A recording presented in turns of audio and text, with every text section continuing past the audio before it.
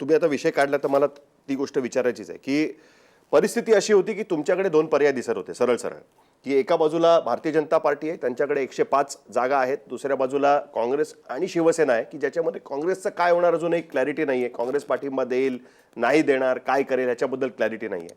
अशा परिस्थितीमध्ये जेव्हा तुम्ही लोक तुम्ही स्वतः पक्षाचे जनरल सेक्रेटरी आहात आणि तुम्ही त्या निर्णय प्रक्रियेमध्ये होतात आणि अजित पवारांच्या तुम्ही जवळचे आहात, म्हणजे ठीक आहे माझे शब्द कदाचित थोडेसे एक्झॅजरेटेड झाले असतीलही, पण तरी सुद्धा महाराष्ट्रामध्ये काय ओळखलं जातं की तुम्ही अजित पवारांच्या जवळचे आहात.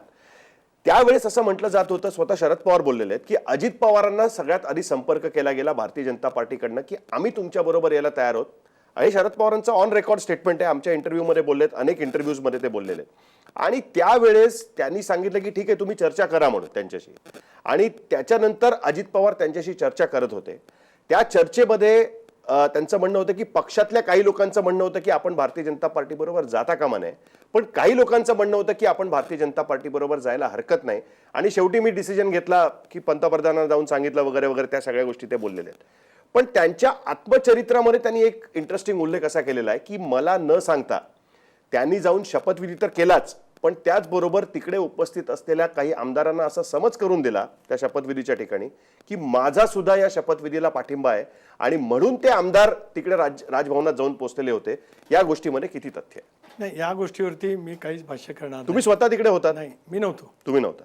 मी बिलकुल राजभवनावरती त्या ठिकाणी नव्हतो. तुम्हाला कल्पना होती असं होतं? नाही.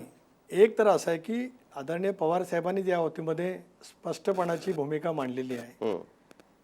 अजितदादांनी वारंवार त्याच्यानंतर त्यांना विचारल्याच्या नंतर त्यांनी या बाबतीमध्ये त्यांची भूमिका जी काय मर्यादित स्वरूपामध्ये त्यांना कदाचित बोला असेल ते त्यांनी बोललेले आहेत.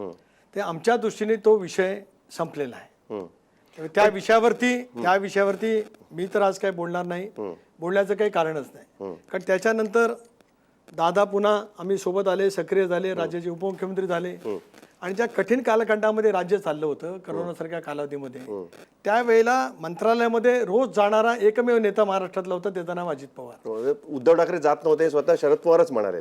मी तसं म्हणणार नाही, पवार साहेब म्हणाले फक्त. मी ते साहेब म्हणू शकतात, साहेबांचा अधिकार सर्वोच्च आहे.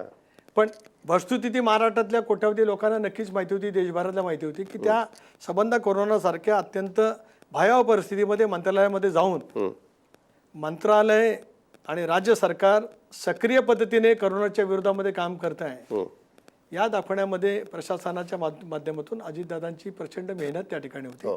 त्यामुळे 2019चा तो प्रसंग आमच्यासाठी संपलेला आहे. तो प्रसंग आता आमच्यासाठी उरलेलाच नाही. तुम्हाला त्यावेळेस सुद्धा जसा त्या दिवशी पवार साहेबांनी घोषणा केल्यानंतर जसा धक्का बसला तसाच धक्का त्यावेळेस बसला होता सकाळी? स्वाभाविकच आहे ना. म्हणून मी काय म्हटलं की आता 2019 इतिहास झालाय. 2019 हा विषय पूर्णपणाने सायन्सची संपलेला आहे. त्याच्यामुळे त्याच्याबद्दलची कुठल्याही पडसाद, छोटीशी सुद्धा प्रक्रिया आमच्या पक्षामध्ये अजिबात त्या ठिकाणी नाही. अजूनही आताच्या परिस्थितीमध्ये पक्षामध्ये असं कोणालाही वाटत नाही की भारतीय जनता पार्टी बरोबर उद्या गरज पडली तर आपण केलं पाहिजे, कारण अजूनही काय शिंदे आणि भारतीय जनता पार्टीचा अंडरस्टँडिंग काय होईल ते सांगता येत नाही. मध्ये इंडिया टुडे ग्रुपने एक सर्व्हे केला होता आता जानेवारी महिन्यामध्ये, तुम्ही बघितला असेल कदाचित, तर की जर जानेवारी महिन्यामध्ये, म्हणजे जानेवारी महिन्यातला सर्व्हे होता की जर लोकसभेच्या निवडणुका झाल्या आणि महाविकास आघाडीने एकत्रित निवडणुका लढवल्या तर त्या सर्वेनुसार असं सांगितलं जात होतं की महाविकास आघाडीला 30 पर्यंत जागा मिळू शकतात आणि शिंदे आणि भारतीय जनता पार्टी यांना एकत्रितपणे 37% पलीकडे मतदान होत नाही, ज्याच्यामुळे त्यांच्या जागा 14 ते 20 राहू शकतात. यातनं कुठेतरी एक असा कयास बांधला जातोय की भारतीय जनता पार्टीला 45% जास्त मतदान हवं असेल, जेणेकरून लोकसभेमध्ये त्यांचा परफॉर्मन्स 40 सीट्सच्या पलीकडे जायला हवा असेल तर त्यांना तिसऱ्या मित्राची गरज आहे. आणि त्या 2019च्या एपिसोडमुळे सतत ही चर्चा होत असते की पुन्हा एकदा जर ती गोष्ट घडली तर त्याच्यात चुकीचं काय. अशा पद्धतीची कुठलीही चर्चा किंवा अशा पद्धतीचा कुठलाही मतप्रवाह आता राष्ट्रवादी काँग्रेसमध्ये राहिला आहे का? असा कुठलाही मतप्रवाह राष्ट्रवादी काँग्रेस पक्षामध्ये राहिलेला नाही. या उलट महाविकास आघाडी, जसं आपण आपला सर्व्हेचं या ठिकाणी सांगितलं, महाविकास आघाडी पूर्ण ताकदीने, पूर्ण क्षमतेने अलीकडच्या कालावधीमध्ये आघाडीमधले काही घटक पक्ष जे काय बोलतायत त्यांनी बोलण्याचं पूर्णपणाने थांबवलं तर महाविकास आघाडी तुमच्या सर्वेपेक्षा सुद्धा कदाचित जास्ती जागा घेऊ शकते. म्हणजे संजय राऊतांनी ते जे काही बोलतायत ते थांबवावं, अग्रलेख. मी केवळ संजय राऊतांच्या बद्दल बोलतो अशातला काय भाग नाही. हम्म. त्यांनी काय बाबतीमध्ये बोलण्याच्या बाबतीमध्ये थोडासा संयम राखला पाहिजे असं माझं स्वतःचं व्यक्तिगत मत आहे. हम्म. कारण मलाही संजय राऊतांच्या बद्दल आदर आहेच, हम्म. परंतु काही वेळेला अनावश्यक पद्धतीची टिप्पणी होती असं माझं स्पष्ट मत आहे. हम्म. दुसऱ्याच्या पक्षाच्या अंतर्गत फारसं लिहिण्याचा किंवा बोलण्याचा अधिकार हम्म. एका सक्रिय पक्षाच्या कार्यकर्त्याला नक्की नाही. हम्म. एखादा तटस्थपणाने लिहिणारा संपादक एखाद्या आम्हाला पक्षाबद्दल आहे. बोलू शकेल निर्वतपणाने, कारण लोकशाहीचा तुम्ही चौथा स्तंभ आहात. हो. पण ते शिवसेनेचे अधिकृत खासदार आहेत. हो. हम्म. सामना हे शिवसेनेचं मुखपत्र आहे. हम्म. त्याच्यामुळे घटक पक्ष म्हणून परस्परांच्या बद्दलचं वक्तव्य हम्म.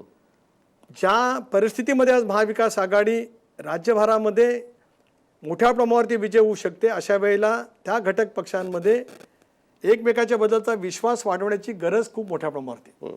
हम्म. त्याच्यामुळे काही वेळेला त्यांच्याकडनंही भाष्य होतं, काही वेळेला काँग्रेसचे अध्यक्ष हेही आदरणीय पवार साहेबांच्या बद्दल अनावश्यक पैकी टिप्पणी करतात. मी त्यांना सल्ला देईन कारभारने जरा दमानं, कारण शेवटी असं आहे की आपल्याला उद्दिष्ट काय हे पहिल्यांदा आपण समजलं पाहिजे, आणि ते उद्दिष्ट ज्यांच्या मनामध्ये योग्य राहतं तिथूनही वाटचाल योग्य होऊ शकते.